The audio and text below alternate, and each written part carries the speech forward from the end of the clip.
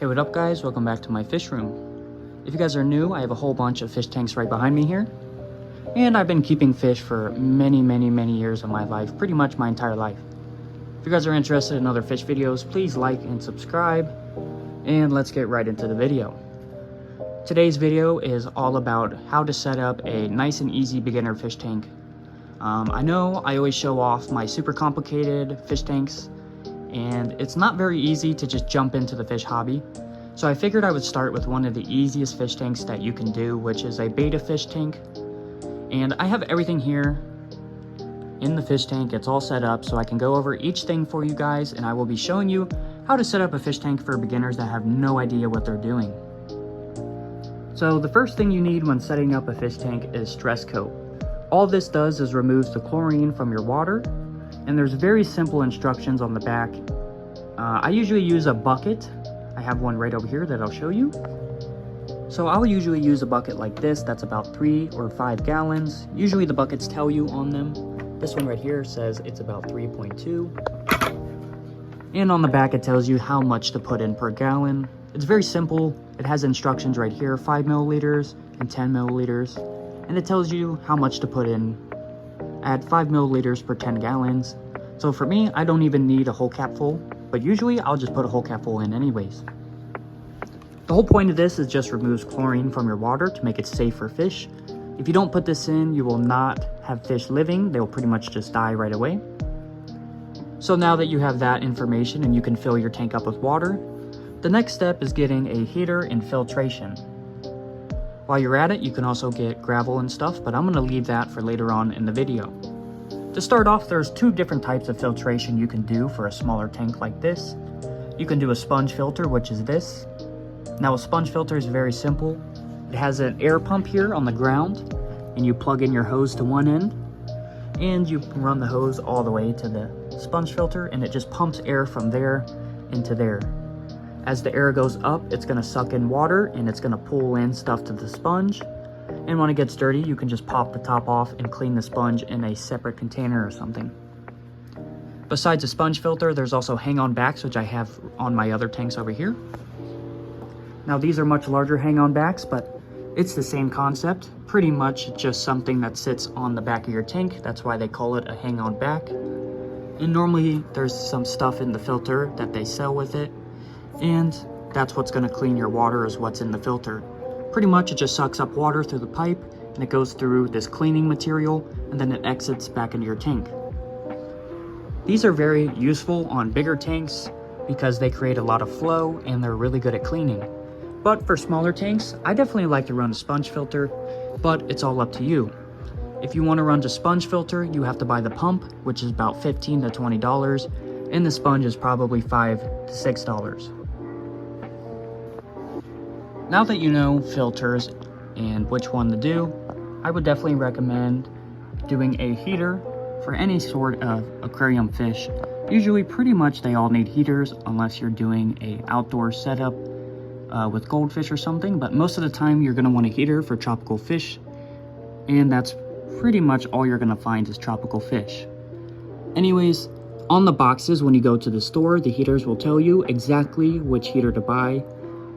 Usually they say 3 gallon, 5 gallon, 10 gallon, and then they'll give you a number like 50 watts, 12 watts, 30 watts.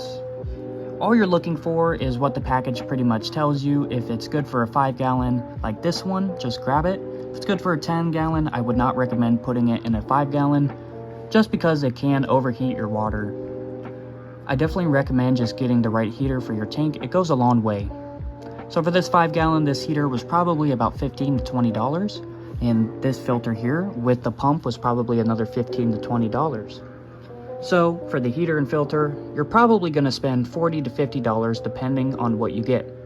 It sounds like a lot of money, but at the end of the day, you only have to buy it once and it'll run your fish tank forever. You can just keep cleaning your filter, and your heater pretty much works forever. I've never had one break, but it does happen sometimes, rarely. Now that we have filter and heater and water in our fish tank, the next step is probably decorations and gravel. I definitely recommend putting in your gravel and decorations before getting fish, because it does make the water very dirty at first, and it normally takes a day for it to settle.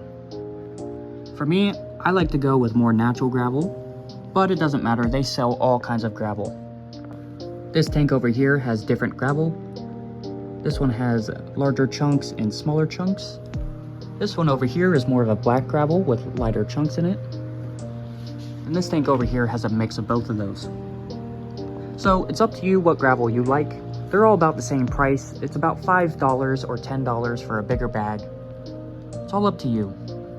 For decorations, they're usually pretty cheap and you can find some cool ones. Just look out, don't spend $50 on a decoration, just look for the cheaper ones. I spent probably $5 on this one and $3 on this one. So keep your eye out for the cheaper decorations. Just because they're cheap doesn't mean they're bad. I definitely go for the cheaper decorations. So you got some gravel, you got your decorations, you got your filter, you got your heater. You're pretty much all set up.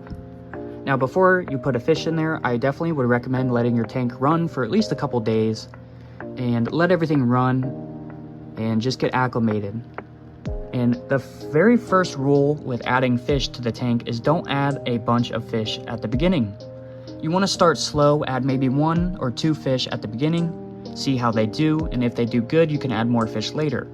Do not go to the store and buy 15 to 20 fish and put them in here, because they're all just going to die. You need to start with 1 or 2 fish, let your fish tank get acclimated, and then you can add more fish later. Now the simple way to put it is there's just not enough oxygen for all those fish. So when you add in a whole bunch of fish, there's not enough oxygen and they all die. If you add in just 1 or 2 fish, there's plenty of oxygen for them to survive and the tank can establish. And then over time, the tank makes more oxygen and you can add more fish. I hope that made sense for you guys. Basically, just don't start with a whole bunch of fish. Start with a couple fish, maybe 1 or 2, and see how it goes. Now for this reference, I'm going to be using a betta fish, so we're only going to be buying 1 fish.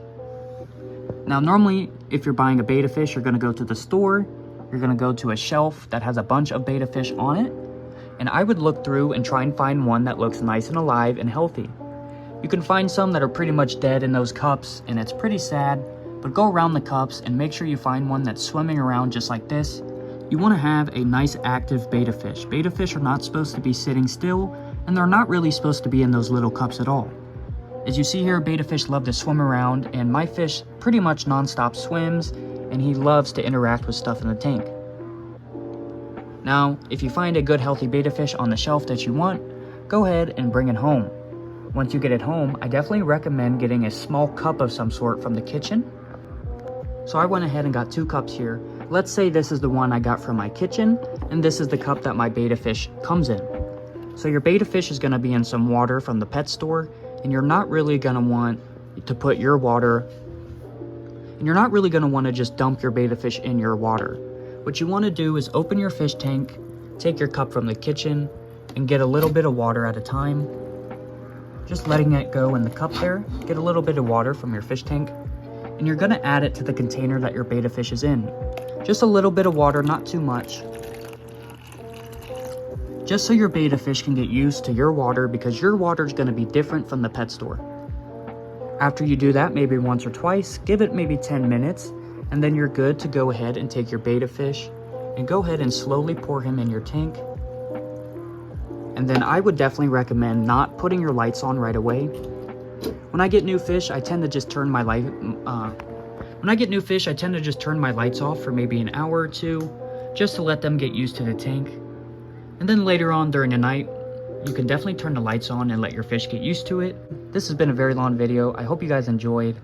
This has been a video on how to set up a fish tank for beginners. If you have no idea what's going on, please subscribe and hit the like button. Peace.